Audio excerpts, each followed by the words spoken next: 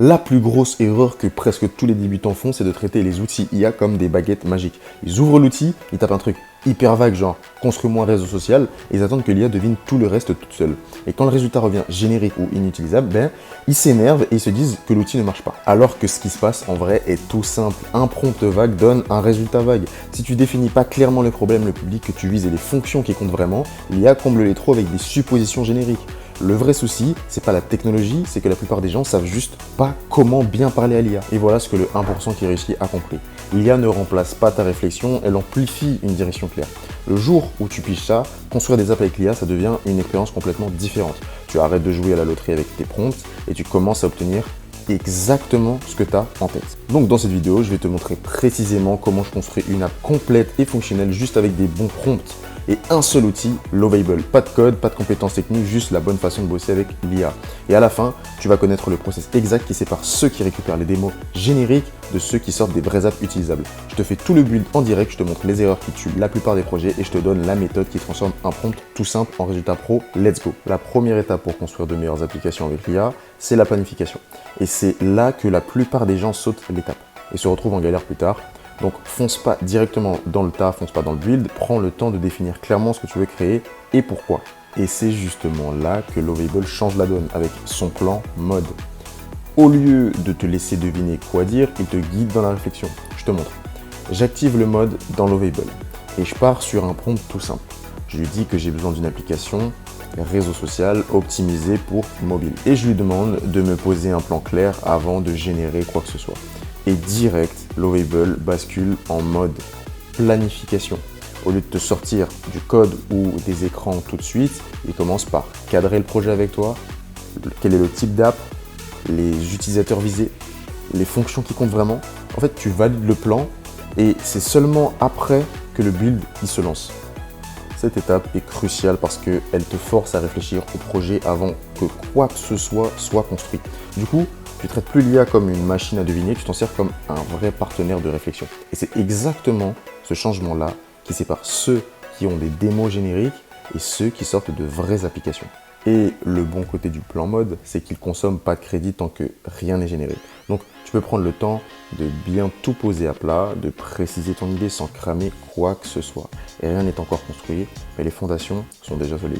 Et franchement, c'est l'étape que tout le monde zappe et celle qui fait perdre le plus de temps parce que si tu construis direct sans plan, tu passes ensuite des heures à revenir en arrière, à corriger les écrans, à refaire des trucs que tu aurais évité en réfléchissant juste 2 minutes avant. Donc le plan de mode, c'est 2 minutes qui t'en économisent 30. Et c'est là que la différence entre un prompt vague et un prompt détaillé saute aux yeux. Si je te dis juste créer une application de réseau social, l'IA a presque aucun contexte. Elle connaît pas le style, pas le public, pas ce qui rend cette app différente des autres. Mais si j'utilise un prompt plus précis, du genre créer une application de réseau social inspirée d'Instagram avec un thème sombre et un focus sur la musique, là, l'IA a directement quelque chose de concret sur quoi bosser.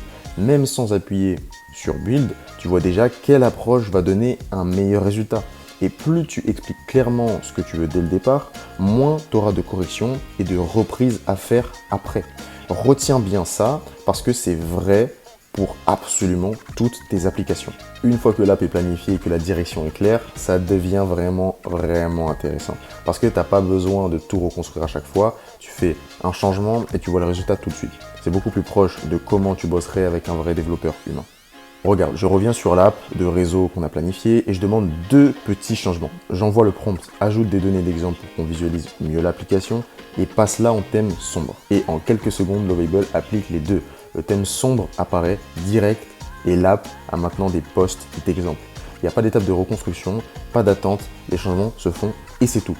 Et c'est ça que la plupart des gens sous-estiment. Tu n'essaies pas d'avoir un truc parfait, un seul prompt, tu construis, tu regardes le résultat, tu fais un petit changement et tu recommences. Comme Lovable répond super vite et je te montre le résultat direct. Cette boucle-là devient hyper rapide et c'est ce qui te fait passer d'une idée brute à une idée propre sans jamais te bloquer. Et maintenant la partie que la plupart des démos app complètement alors que c'est une des plus importantes.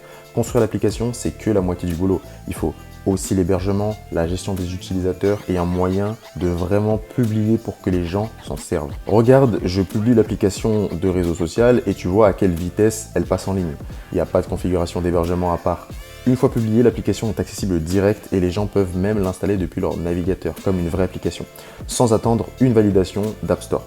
Et ici, dans le tableau de bord, Lovable gère la base de données et les comptes utilisateurs en coulisses. Tes utilisateurs, leurs données, l'activité de l'app, tout est géré sans que tu n'aies rien à installer ou à entretenir quoi que ce soit de technique. Et c'est ça le truc à comprendre, Lovable t'aide pas juste à dessiner une application, il gère toute la chaîne. De la planification au build jusqu'à la mise en ligne et la gestion.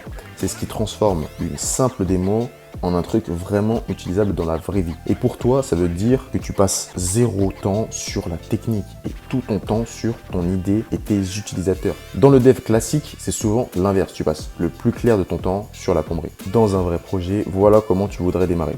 Tu décris clairement l'application que tu veux et tu laisses l'outil s'occuper de l'exécution. Je vais faire exactement ça, construire une nouvelle app de zéro avec un seul prompt. Voilà le prompt que j'utilise. Créer une application complète pour trouver des événements où les utilisateurs peuvent découvrir les événements selon leur centre d'intérêt. Optimise-la à fond pour le mobile et ajoute un chatbot IA intégré pour aider les gens à trouver leurs événements plus facilement. J'envoie et Lovable commence direct à générer l'application. Tu le vois créer la mise en page et les fonctions principales, toute la structure sans que je rajoute quoi que ce soit. Regarde comment il s'y prend. Il pose d'abord la structure générale, ensuite il remplit les écrans avec les événements et à la fin, il branche le chatbot. Et pendant que ça tourne, moi j'ai juste à regarder.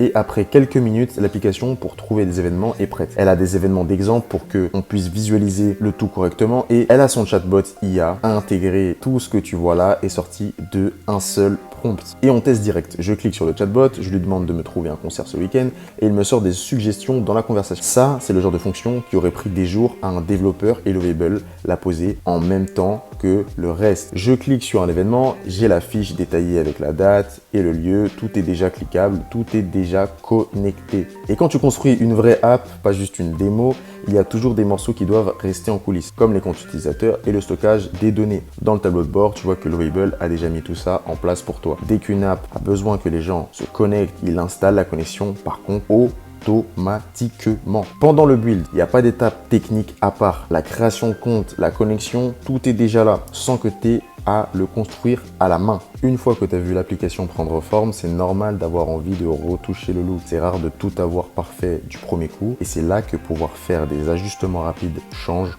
tout. Après le build, un changement demande pas de tout recommencer. Le premier prompt, tout simple. Change le design pour qu'il ressemble au moteur d'événements de Facebook. Tout simple. J'envoie et Lovable applique les changements directement sur l'application existante. La mise en page et le système se mettent à jour sans toucher au reste des fonctions. Et en utilisant l'application, tu vas remarquer que certaines fonctions marcheraient mieux à un autre endroit. Là, je demande de transformer le chat IA en widget séparé tout en haut de la page d'accueil. Le prompt met le chat IA dans un widget séparé en haut de la page d'accueil. Et après un petit moment, Lovable met le chat IA à sa nouvelle place. Et ça marche nickel sans rien casser d'autre. Et le truc, c'est que une grosse partie des retouches se fait juste par la conversation. Tu décris ce que tu veux ajuster, Lovable répond et l'app évolue à partir de là. T'écris pas de code, tu fouilles pas dans les réglages, tu expliques des changements en français normal. Du coup, t'es jamais bloqué sur ta première version. Tu construis, tu réagis à ce que tu vois et tu continues d'affiner au fur et à mesure que tes idées avancent. Bon.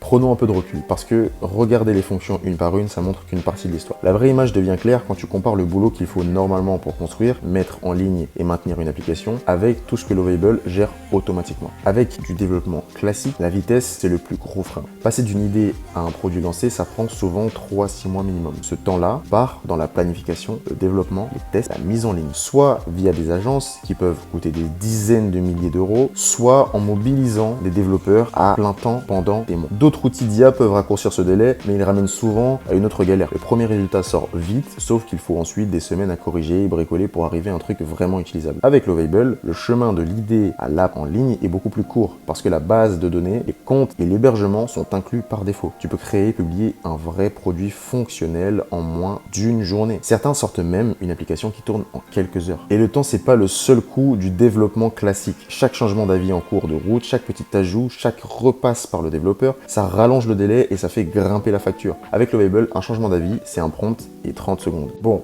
maintenant je te donne les principes concrets pour avoir de meilleurs résultats. Le premier, un des plus efficaces, donne du contexte à Lovable dès le début. Au lieu de commencer par des fonctions, commence par expliquer la situation que l'app doit résoudre. Donc, écris le business, les utilisateurs visés et comment l'app est censée être utilisée. Par exemple, un truc comme « Je gère un cabinet dentaire et j'ai besoin que les patients puissent prendre rendez-vous, recevoir des appels et remplir un formulaire avant leur visite ». Là, tu donnes à Lovable une image complète du problème avant qu'il commence à construire. Et quand tu charges tout ce contexte dès le départ, il prend de bien meilleures décisions sur la structure, les fonctions et le parcours, au lieu de sortir des trucs génériques que tu devras corriger après. Pense-y comme si tu briefais un employé. Si tu lui dis juste « fais-moi une app », il devine et il se plante. Si tu lui expliques ton métier, tes clients et ce que tu veux qu'il se passe, il te sort un truc utilisable directement. Avec l'IA, c'est exactement pareil. Deuxième principe, Lovable marche beaucoup mieux quand tu parles de structures d'applications qui existent déjà et qui sont connues. Donc au lieu de demander un truc complètement expérimental, appuie-toi sur des modèles qui ont déjà fait leurs preuves. Par exemple, un CRM avec un suivi de prospects, une boutique en ligne avec un panier, un paiement ou un SaaS avec des abonnements par niveau. Ça donne à Lovable une base familière.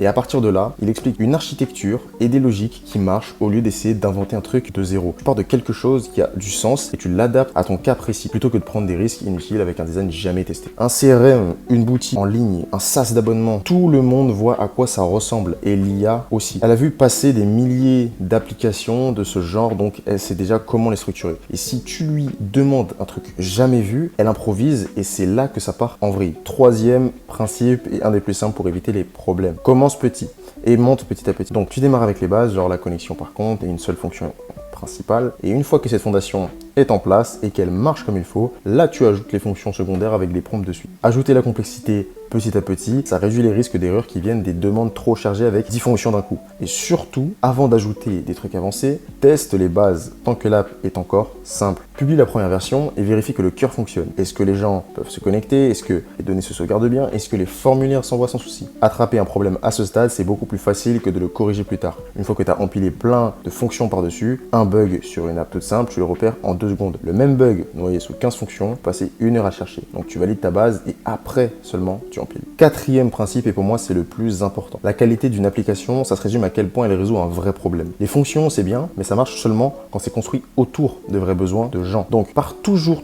du problème de l'utilisateur et pas de la fonction. Plutôt que de demander, ajoute un suivi de commande, décris le vrai souci que tu essaies de régler. Par exemple, mes clients perdent le fil de leur commande et m'appellent sans arrêt pour avoir des nouvelles. Quand tu formules tes prompts, autour de la vraie douleur, Lovable conçoit des solutions qui s'attaquent au problème lui-même, pas juste une fonction posée en surface. C'est tout bête, mais ça change tout. Donc, quand tu demandes une fonction, impose ta solution, qui est peut-être pas la bonne. Quand tu décris le problème, tu laisses l'IA te proposer la meilleure façon de le régler, et souvent, elle pense à des trucs auxquels tu n'avais pas pensé. Et la vitesse de Lovable te permet aussi de valider tes idées avant de t'engager à fond. Tu peux construire des petits prototypes jetables en 10-15 minutes, et t'en servir pour tester un concept avec des vrais gens. Comme l'app est en ligne et cliquable, tu as juste à partager un lien et regarder comment les gens l'utilisent, au lieu de te baser sur des suppositions. Ce qui prendrait normalement des semaines de recherche, tu le transformes en retour le jour même. Moi, la dernière fois, j'avais une idée d'application en tête. Au lieu de passer 3 jours à la construire, j'ai monté une petite page en un quart d'heure. Je l'ai envoyée à quelques personnes. J'ai eu ma réponse le soir même. Ça m'a évité de bosser pour rien sur un truc que finalement personne ne voulait. Et un dernier truc, sur le moment, créer des apps avec l'IA, c'est encore tout jeune. La plupart des business commencent à peine à explorer ces outils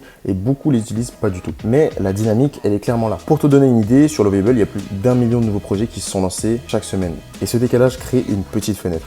Les gens comme toi qui s'y mettent maintenant peuvent construire beaucoup plus vite que la majorité qui bosse encore à l'ancienne. Tu peux commencer à attirer des utilisateurs, apprendre de leur retour et améliorer ton produit pendant que les autres cherchent encore un développeur ou sont coincés dans des cycles de 6 mois. Et la barrière d'entrée a jamais été aussi basse. Il y a une version gratuite pour tester et un abonnement pas cher pour aller plus loin. Plus besoin de gros budget ni de cofondateurs techniques. N'importe qui avec une idée, une bonne idée, peut construire, tester et valider vite. Et cette avance, elle se cumule. Celui qui lance aujourd'hui, il apprend de ses premiers utilisateurs et il améliore son produit pendant que les autres cherchent encore comment s'y prendre. Arriver tôt, ça te laisse le temps de t'adapter avant que tout le monde débarque. Et voilà, au début je t'ai dit que la plupart des gens pensent que les apps demandent des années de code et des budgets énormes, et là tu as vu ce qui se passe quand le process il est bon. Avec une bonne planification, des bons prompts et le bon outil, construire des vraies applications devient rapide et reproductible. Et c'est exactement ça qui te met devant 99% des gens qui balancent des prompts vagues en croisant les doigts. Donc si tu veux essayer, le lien pour démarrer sur Lovable est dans la description sous cette vidéo. Avant de se quitter, 3 trucs très rapides. Si tu veux maîtriser tout ça, apprendre à créer des SaaS, des sites web et des applications avec l'IA, ma formation complète est en description sous cette vidéo et c'est gratuit pour mes viewers YouTube. Ensuite, si tu as une idée mais que tu as la flemme de la construire par toi-même, tu peux nous embaucher, on développe ton produit en quelques jours. Le lien est aussi dans la description. Et enfin, si tu es déjà beaucoup plus avancé, bon ça m'étonnerait que tu regardes cette vidéo, mais imaginons que tu es très avancé et que tu as